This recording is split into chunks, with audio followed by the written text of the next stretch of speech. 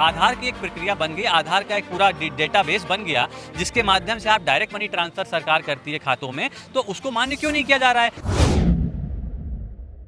देश के 12 राज्यों में एसआईआर की प्रक्रिया जारी है। 4 दिसंबर तक ये तमाम प्रक्रियाओं को, तमाम बीएलओ को पूरा करना है। समाजवादी पार्टी के राष्ट्रीय अध्यक्ष अखिलेश यादव ने बीते दिनों एसआईआर का फॉर्म भरा और लोगों से अपील की एसआईआर फॉर्म भरने की। हमारे साथ समाजवादी पार्टी के प्रवक्ता और नेता अब्बास साहब हैं। अब्बास साहब, कैसे देखते हैं अखिलेश यादव का ये ट्वीट? एसआईआर को लेकर तमाम तरह के सवाल भी खड़ा कर रहा है विपक्ष। कह रहा है कि एसआईआर में वोट काटा जा रहा है, करोड़ों लोगों के वोट काटे जाएंगे, लेकिन एक तरफ कल अखिलेश यादव ने अपील भी की कि लोग एसआईआर फॉर्म अपना भरें। कैसे देखते हैं, क्या कहेंगे?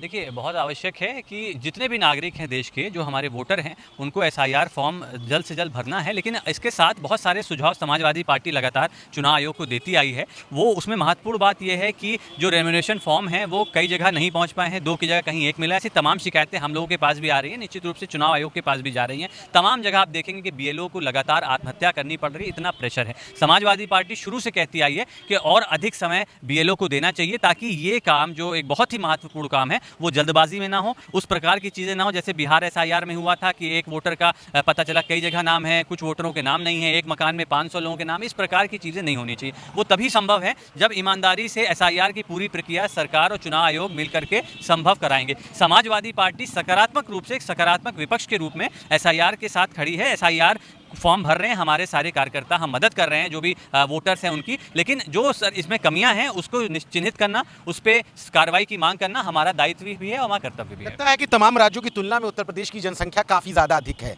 ऐसे में जो मांग थी, समाजवादी पार्टी के राष्ट्रीय अध्यक्ष ये कह रहे हैं कि हम मांग करते हैं कि वक्त बढ़ाया जाए, समय में आगे करे चुनाव आयोग। तो समाजवादी पार्टी का क्या स्टैंड रहेगा? अगर 4 दिसंबर तक लोग छूट जाते हैं बड़ी संख्या में, तो क्या सपा आगे क्या इस पर स्टैंड लेगी? जैसे ऐसे कई वीडियोस आ रहे हैं तमाम बीएलओ के, वो कह रहे हैं कि हमें बहुत देर में रेनोमिनेशन फॉर्म मिले, हमें जो है हम जब लेके जा रहे हैं फॉर्म, प्रेशर है कि 200 फॉर्म भरने हैं या 100 फॉर्म प्रतिदिन जमा करने हैं, लेकिन जब हम लेके जा रहे हैं तो लोग सक्षम नहीं, क्योंकि जो उसकी फॉर्म का फॉर्मेट है वो थोड़ा कठिन है आम जनता के लिए, आम जनमानस के लिए। ऐसे देश में, ऐसे प्रदेश में जहाँ आम जनमानस जो मूलभूत सुविधाओं के लिए वंचित है, वहाँ पे सबसे एक फोटोग्राफ मांगा जा रहा है चिपकाने के लिए। बहुत सारे लोग फोटोग्राफ देने में सक्षम नहीं हैं। आज भी हमारे गाँव के जो लोग हैं वो मूलभूत सुविधाओं से वंचित हैं, इंटरनेट और तमाम इस प्रकार की सुविधाएं वहां नहीं है।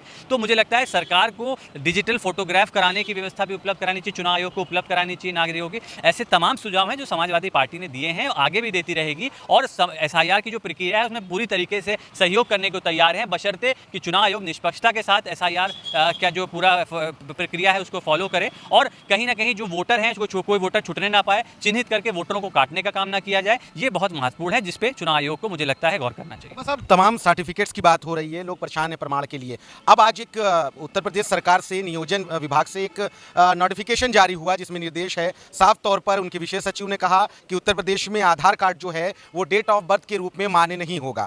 तो क्या लगता है कि लोगों के लिए अब कठिनाई होगी? काफी लोग जो है आधार कार्ड को जो प्रायोरिटी सरकार ने दी थी, इस आदेश को कैसे देखती है समाजवादी पार्टी, और आपका क्या कहना है? देखिए, ये बहुत ही विरोधाभासी आदेश है। तमाम जो विभाग है सरकार के, आपस में असमंजस की स्थिति है। आप देखिए, जो नियोजन विभाग का आधार को लेकर के आदेश आया है कि जन्म तिथि का भी प्रमाण नहीं है, तो निश्चित रूप से वो सिर्फ और सिर्फ एड्रेस का प्रमाण रह गया, नागरिकता का प्रमाण आधार है नहीं। अब क्या नागरिक को, सरकार को ये बात मुझे लगता है जनता को बतानी चाहिए, क्या नागरिकता के प्रमाण के लिए अलग डॉक्यूमेंट रखे, जन्म तिथि के प्रमाण के लिए अलग डॉक्यूमेंट रखे, एड्रेस के प्रमाण के लिए अलग डॉक्यूमेंट रखे। तो ऐसे देश में जहाँ पे जनता इंटरनेट और इस प्रकार की जो टेक्नोलॉजी है उससे वंचित है, आम जनमानस, वहाँ पे आप इतनी ज़्यादा कॉम्प्लेक्स और इतनी ज़्यादा जटिल आप प्रक्रिया करे दे रहे हैं कि असुविधा होगी। जब आधार की एक प्रक्रिया बन गई, आधार का एक पूरा डेटाबेस बन गया, जिसके माध्यम से आप डायरेक्ट मनी ट्रांसफर सरकार करती है खातों में, तो उसको मान्य क्यों नहीं किया जा रहा है? सुप्रीम कोर्ट का आदेश ये था, जो हर आधार कार्ड के ऊपर लिखित डिफाइन होता है कि आधार नागरिकता का प्रमाण नहीं है। लेकिन इसका मतलब ये नहीं है, इसका मतलब ये भी हो सकता है कि आधार रखना नागरिकता का प्रमाण भले ही ना हो, लेकिन आधार को भी नागरिकता का प्रमाण माना जा सकता है, क्योंकि आधार मैंडेटरी नहीं है। ये सुप्रीम कोर्ट का आदेश था। मुझे लगता है सरकार को ऐसी जटिल प्रक्रियाओं को आसान करना चाहिए, ताकि जनता को सुविधा हो। ऐसे समय में जब एसआईआर को लेकर के जो आम जनमानस है वो परेशान है, दुविधा में है कि क्या होगा, हमारे वोटर लिस्ट से नाम कट जाएगा अगर हम डॉक्यूमेंट उपलब्ध नहीं करा पाए। ऐसे समय में इस प्रकार का आदेश लाना, मुझे लगता है जो जनता की जो बीच असुविधा है, जो दुविधा है, उसको बढ़ाता है। बहुत शुक्रिया हमसे बात करने के लिए। ये अब्बास हैदर साहब थे, जो साफ तौर से अपने तमाम सवालों के जवाबों को बेबाकी से दे रहे थे, और एसआईआर से लेकर आधार कार्ड तक के मुद्दे पर मुखरता से जवाब दे रहे थे। लखनऊ से सहयोगी आयुष सोनी के साथ मैं अली नकी, द लीडर हिंदी।